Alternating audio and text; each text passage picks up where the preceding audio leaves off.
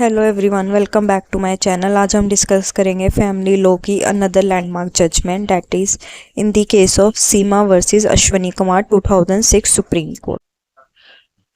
Brief facts देख लेते हैं इस केस के। The petitioner Seema file a case against the respondent Ashwani Kumar. तो यहाँ पे क्या होता है, हस्बैंड वाइफ है, वाइफ का नाम है सीमा, हस्बैंड का नाम है Ashwani.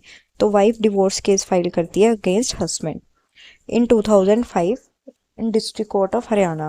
The matter was later transferred to the Court of Additional District Judge, Delhi, where the interim order passed on 15 April to hold the proceeding. उसके बाद क्या होता है कि दिल्ली की कोर्ट में इस केस को ट्रांसफ़र किया जाता है, जिसमें एक ऑर्डर पास होता है जो कि प्रोसीडिंग्स को रोकने के लिए किया जाता है। Hold means to stop. Subsequently the case for transfer to Supreme Court. उसके बाद जो केस है सुप्रीम कोर्ट को ट्रांसफ़र किया जाता है because of the broader issue of unregistered marriages. तो registration of marriages Hindu marriage act में हमें दिया गया सेक्शन 8 में। इसमें इशू क्या है कि इसमें जो मैरिज है वो अनरजिस्टर्ड है, उसको रजिस्टर नहीं करवाया गया, जिसकी वजह से बहुत सारे डिस्प्यूट्स अराइज होते हैं। The absence of uniform mandatory marriage registration law across the country had resulted in legal ambiguities and matrimonial disputes, as many individuals were able to deny the existence of the marriage without the official record. तो यहाँ पे issue क्या है कि कुछ जो parties होती हैं वो शादी के बाद अपनी शादी को शादी मानने से मना कर देती हैं, क्योंकि जो मैरिज है वो रजिस्टर ही नहीं हुई है, तो वो कहते हैं हम पे तो कोई लीगल इम्प्लीकेशंस है ही नहीं है। Noticing the far-reaching implications, the Supreme Court issued notice to the all state and union territories to obtain their views on this issue. तो इसमें क्या होता है, सुप्रीम कोर्ट क्या करती है, वो एक नोटिस इशू करती है रजिस्ट्रेशन ऑफ मैरिजेस के related to all the states of India and union territories, ताकि वो सबका व्यू पॉइंट देख सकें।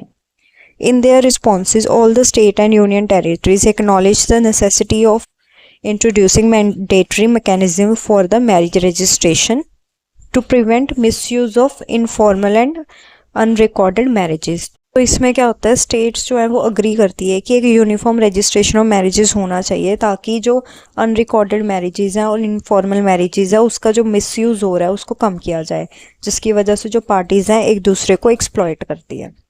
The primary question before the court was whether marriage registration should be made compulsory throughout the India as a legal requirement and whether such compulsion would align with constitutional principles. तो जो main issue है supreme court के सामने वो क्या आता है कि जो रजिस्ट्रेशन ऑफ मैरिज है उसको हमें लीगल करना चाहिए, कंपलसरी करना चाहिए, या फिर उसको कॉन्स्टिट्यूशनल प्रिंसिपल के साथ जोड़ देना चाहिए। लीगल इश्यूज देख लेते हैं। Whether the registration of marriage should be made compulsory for all citizen of India. पहला वही है कि सेक्शन 8 में हमें दिया है registration of marriage in Hindu marriage act. तो इसमें क्या है कि हमें जो मैरिजेस की रजिस्ट्रेशन है क्या वो कंपलसरी कर देनी चाहिए सबके लिए। Whether compulsory registration of marriage is consistent with constitutional principle, और क्या ये कॉन्स्टिट्यूशनल प्रिंसिपल के साथ कंसिस्टेंट है या फिर वायलेटिव है। The Supreme Court held that all marriages, regardless of religion, must mandatorily be registered with the state where they are solemnized.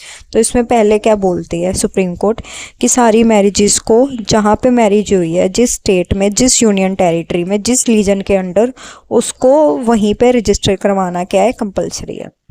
Both center and state government were directed to take immediate steps to ensure compliance. State और union territory और government सबको directions दी गई है कि necessary steps लें ताकि order का compliance हो सके। Procedural notification, each state was required to notify rules and procedure for the registration of marriage with in 3 months, either by amending existing rules और फ्रेमिंग न्यू रूल्स।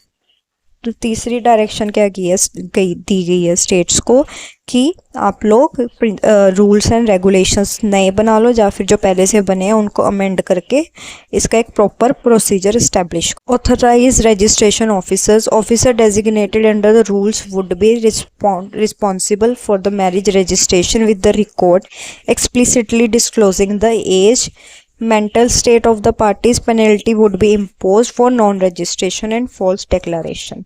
तो जो authorise registration officers हैं उनको बोला गया है कि जो पार्टीज ने शादी की है उनकी एज रिकॉर्ड की जाए, मेंटल स्टेट रिकॉर्ड किया जाए, और पेनल्टी इम्पोज की जाए अगर कोई अपनी मैरिज को रजिस्टर नहीं करवाता।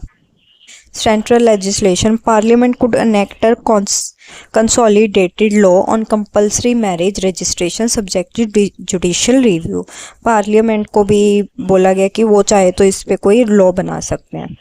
Compliance assurance, Council of the State UT were directed to ensure the compliance with these directions। Thank you for watching।